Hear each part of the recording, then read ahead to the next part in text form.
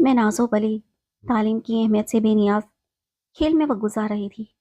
College میں داخلہ لیا تو وہاں میری دوستی سونیا سے ہو گئی۔ وہ سچ مچ اپنے نام جیسی خوبصورت تھی۔ میں پڑھائی میں کمزور تھی، لیکن وہ ہر طرح سے میری مدد کرتی۔ اس کا گھر کالج کے قریب تھا، اس لیے میں اکثر چھٹی کے بعد اس کے گھر چلی جاتی۔ سونیا کے گھر کے پاس میرے چچا کا گھر تھا اور قریب ہی ان کا جرنل اسٹور تھا، جس پر ان کا بیٹا عاطف بیٹھتا تھا۔ سونیا اس کے جرنل اسٹور سے ضرورت کی اشیاء خریدتی تھی۔ جب کبھی میں سونیا کے ساتھ کالج سے واپس جاتے ہوئے اسٹور کے سامنے سے گزرتی تو وہ ہماری طرف غور سے دیکھتا۔ مجھے سمجھ میں نہیں آتا تھا کہ وہ میری طرف دیکھتا ہے یا سونیا کو۔ چونکہ میرا بچپن سے اس کے ساتھ رشتہ طے تھا، اس لیے میں سوچتی تھی کہ اگر اس کی عادت لڑکیوں کو تاکنے کی ہے تو یہ بہت بری عادت ہے۔ میں ایسے لڑکے کے ساتھ زندگی کیسے گزار سکتی تھی جو ہر آنے جانے والی لڑکی کو نظروں میں رکھتا ہو۔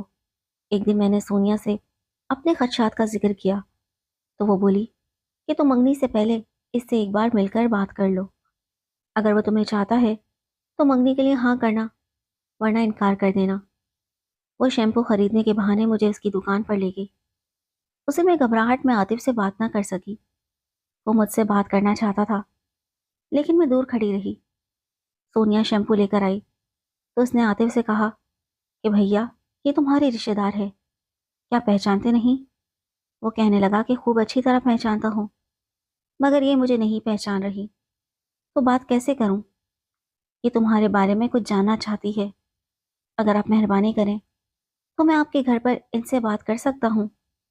دکان پر لوگ آتے جاتے ہیں، شاید یہ یہاں مجھ سے بات کرنا پسند نہ کریں۔ میں باہر کھڑی تھی۔ سونیا میرے پاس آئی اور عاطف کی بات بتائی۔ میں نے کہا کہ ٹھیک ہے، میں بات کر لوں گی، مگر تم اپنی امی کو کیا کہو گی؟ وہ پریشان ہوں گی۔ وہ بولی کہ امی کچھ نہیں کہیں گی۔ خیر، اس دن بات آئی گئی ہو گئی۔ کچھ دن بعد میں نے امی ابو کی گفتگو سنی جو عاطف کے بارے میں تھی۔ امی کہہ رہی تھیں کہ بہت اچھا لڑکا ہے، گریجویٹ ہے، اپنا جرنل اسٹور ہے، ادھر ادھر آوارہ پھرنے والا بھی نہیں ہے۔ تم اپنے بھائی سے کہو کہ اب عاطف سے ہماری بیٹی کا رشتہ پکا کر دیں۔ جب تک بات پکی نہ ہو، بچپن کی باتیں کچی پکی ہوتی ہیں۔ یہ باتیں سن کر میرے دل کی کیفیت عجیب ہو گئی۔ میں نے سونیا کو یہ سب بتایا تو وہ بولی کہ تم منگنی سے انکار مت کرنا، واقعی عاطف ایک اچھا لڑکا ہے، میرا بھائی بھی اس کی تعریف کرتا ہے۔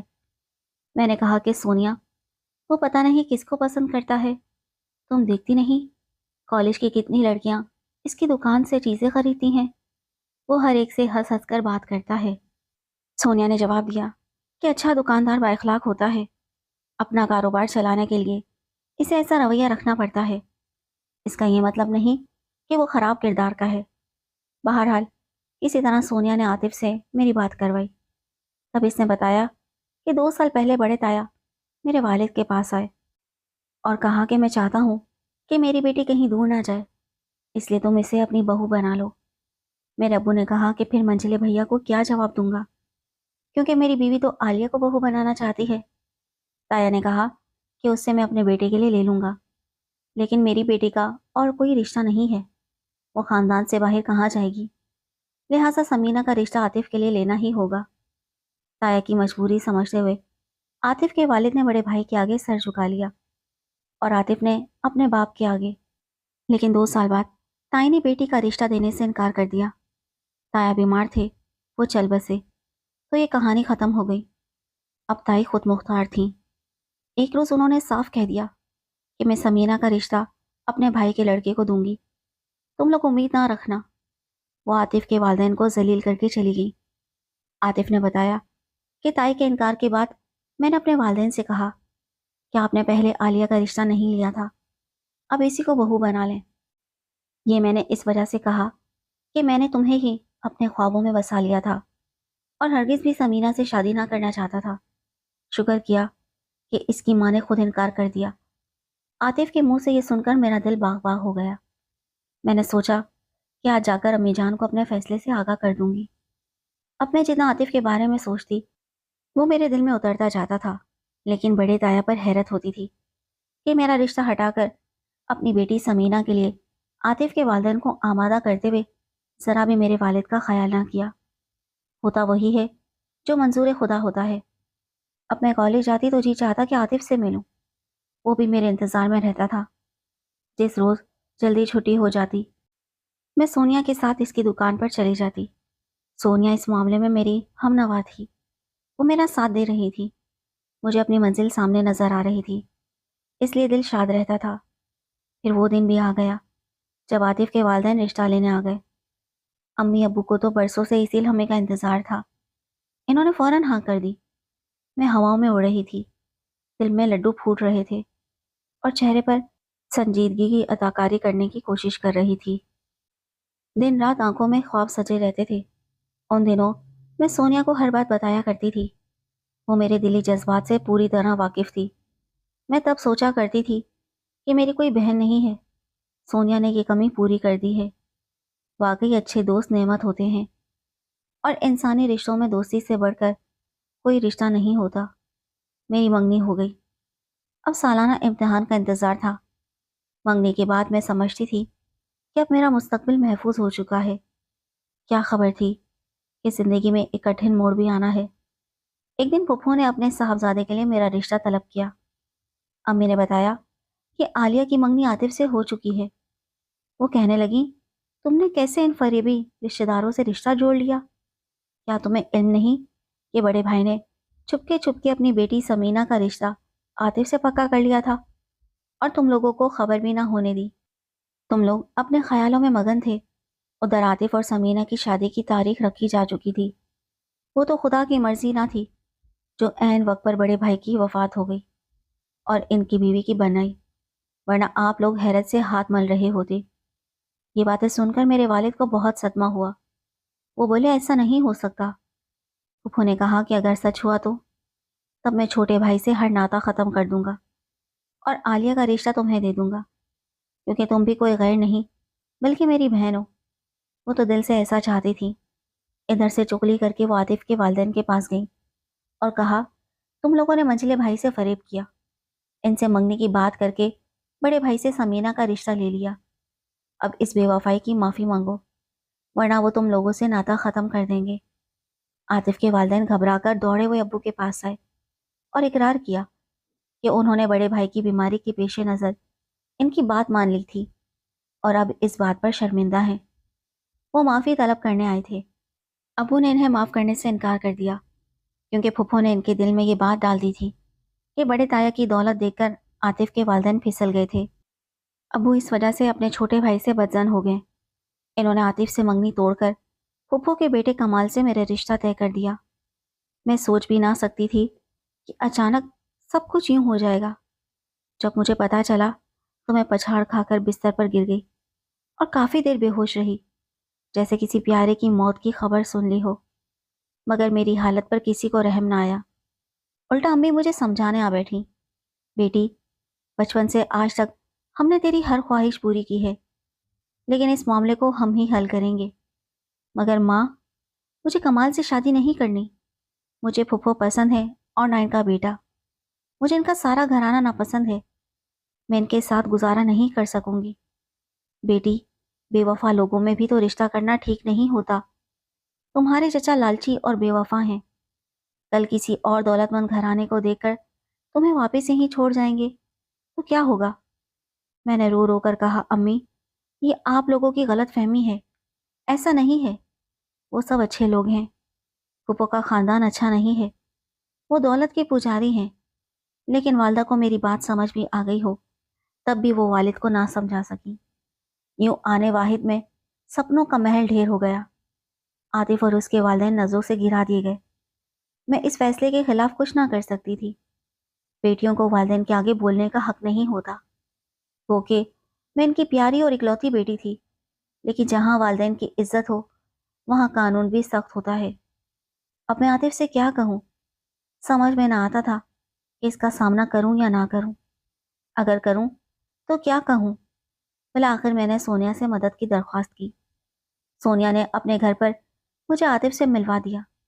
میں نے اسے بتایا کہ یہ مجبوریاں ہیں، پھپھو نے مجھے حاصل کرنے کے لیے چال چلی تھی، لیکن میں اب بھی تمہارا ساتھ دینے کو تیار ہوں اور تم ہی سے شادی کرنا چاہتی ہوں۔ میں وقت اور حالات کے ایسے دوراہے پر کھڑی تھی کہ ایک طرف میرے والدین کی عزت تھی اور دوسری طرف محبت، اور محبت بھی کسی غیر سے نہیں، اپنے چچا زاد اور منگیتر سے تھی، جس سے محبت کرنے کا مجھے حق تھا۔ میں سخت پریشان تھی، غم کی شدت سے بات نہ کر پا رہی تھی، لیکن وہ ایک سنجیدہ انسان تھا۔ اس نے کہا، دیکھو عالیہ، تمہیں میرے بارے میں پریشان ہونے کی ضرورت نہیں، یوں بھی میں نے خوشی نہیں دیکھی، غموں سے کھیل کر جوان ہوا ہوں، نہ پہلے حالات کی سختی سے مر سکا اور نہ اب مروں گا۔ تم اپنے والدین کی عزت ہو، ان کا خیال کرو، ان کا حکم مانو، میرے دل کا دروازہ ہمیشہ تمہارے لیے کھلا رہے گا، جب چاہو واپس آ جانا، مگر برے وقت میں مجھے آواز دینا، میں تمہارے کام آؤں گا۔ میں نے بہت کہا کہ میں تمہاری خاطر ہر قدم اٹھا سکتی ہوں، لیکن اس نے مجھے سمجھا بجھا کر واپس گھر بھیج دیا اور کہا، جانتا ہوں میری جدائی پر تمہیں بہت دکھ ہوگا، مگر تمہاری عزت میری عزت ہے، میں چچے کی عزت پر کبھی داغ نہیں لگنے دوں گا۔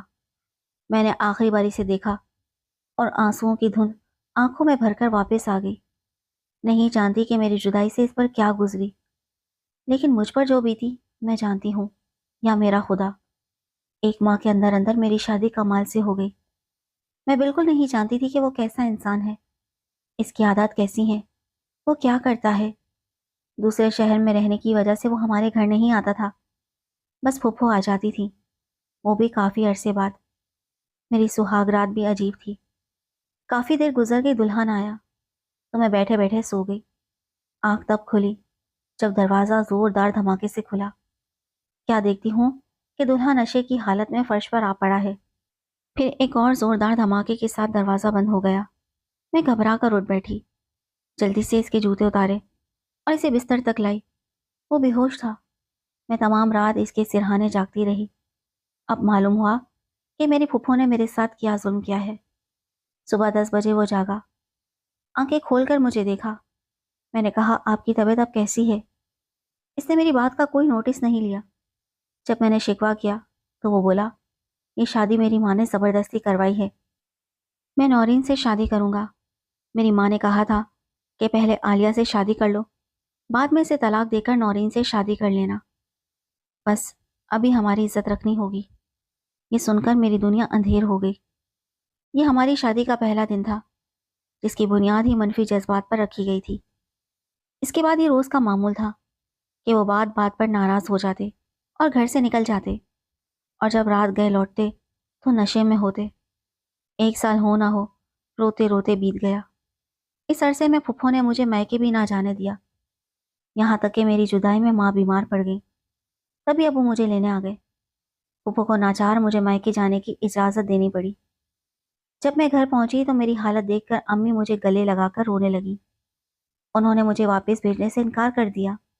بالآخر 1 سال بعد کمال کی طرف سے طلاق نامہ موصول ہوا۔ اب کیا رہ گیا تھا؟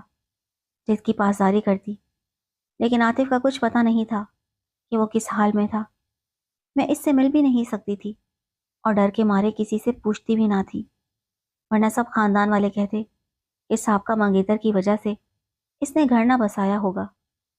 طلاق کے تیسرے سال پتہ چلا کہ عاطف بیمار ہے اور اسپتال میں داخل ہے۔ میں امی کے ساتھ اسے دیکھنے گئی، یقین نہیں آ رہا تھا کہ یہ وہی ہے۔ آنکھیں اندر کو دھسی ہوئی تھی۔ اس نے اپنے خشک ہونٹ ہلاتے ہوئے کہا کہ اسے علم ہے کہ ان لوگوں نے مجھے طلاق دے دی ہے، لیکن کس وجہ سے؟ کیا میری وجہ سے میں نے طلاق لی ہے؟ میں نے جواب دیا کہ نہیں، انہوں نے طلاق مجھے اپنی وجہ سے دی ہے، لیکن اس توہین نے مجھے زخمی کر دیا ہے، اور آج زندگی کے اس دوراہے پر کھڑی ہوں جہاں مجھے اس کی ضرورت ہے۔ اگر وہ اچھا ہو گیا تو ضرور مجھے سہارا دے گا۔ امی میری باتیں سن رہی تھیں۔ ہماری محبت نے ان کے دل پر بھی اثر کیا تھا۔ وہ رو رہی تھیں، اپنے شوہر کی بدسلوکی کو بھلا کر عاطف کی صحت کے لیے دعاگو رہنے لگی، جو بھری جوانی میں خزاں کے سپرد ہو گیا تھا۔ ان دنوں میرا دامن خوشیوں سے خالی تھا۔ عرصہ ہوا کہ لفظ پیار کانوں نے نہیں سنا تھا۔ عاطف رفتہ رفتہ صحت یاب ہونے لگا۔ میری اور اس کی والدہ کی دعائیں رنگ لیں۔ ایک دن میں گئی تو وہ بہت بہتر نظر آ رہا تھا۔ تب میں نے التجا کی کہ مجھے اپنا لو، ورنہ بھری جوانی میں جیتے جی مر جاؤں گی۔ میں نے سوچا بھی نہ تھا कितनी बेबस हो जाऊंगी। न जाने किसकी नज़र लग गई थी मेरी खुशियों को। इसने कहा कि इसे अस्पताल से छुट्टी मिल गई है, आज हम घर चले जाएंगे, मैं घर आऊं। जब मैं इसके घर गई तो ये देखकर हैरान रह गई कि इसका कमरा मेरी तस्वीरों से सजा हुआ था। इसने कहा कि इसने मुझसे वादा किया था कि इसका दरवाज़ा हमेशा मेरे लिए खुला रहेगा, मैं जब चाहूँ आ सकती हूँ। मेरे वालिदैन भी अब अपने फैसले पर नादिम थे। वो चाहते थे कि किसी तरह मेरी ज़िंदगी में खुशियाँ लौट आएं। यूं एक बार फिर बुजुर्गों का फैसला हुआ और मैं आतिफ की दुल्हन बनकर इसके घर आ गई। यूं मेरी ज़िंदगी में रूठी हुई खुशियाँ वापस आ गईं। आज हम एक दूसरे को पाकर बहुत खुश हैं। आतिफ ने फिर से कारोबार शुरू कर दिया। अल्लाह ने इसकी रोज़ी में बरकत दी। खुदा ने हमें औलाद की नेमत से भी नवाज दिया है। मैं अपने सास ससुर की खिदमत करती हूँ। जब भी माजी याद आता है तो आंखों से आंसू झलक पड़ते हैं, क्योंकि मेरे वालिदैन की भूल ने मुझे बहुत दुख दिया था। काश वो इस वक्त सही फैसला करते और ठंडे दिल से सोचते तो ये नौबत ना आती। अगर मैं इस वक्त नाफरमानी में इनकार करती तो इन्हें दुख होता, वो नाराज़ भी होते, मगर मेरे सर झुकाने पर वो मुझसे राज़ी रहे और अब हर वक्त दुआ करते हैं। खुदा का शुक्र है कि मैंने सब्र का दामन हाथ से नहीं छोड़ा। मैंने सब्र किया तो अल्लाह ताला ने भी करम किया और मुझे मेरी खुशियाँ लौटा दी।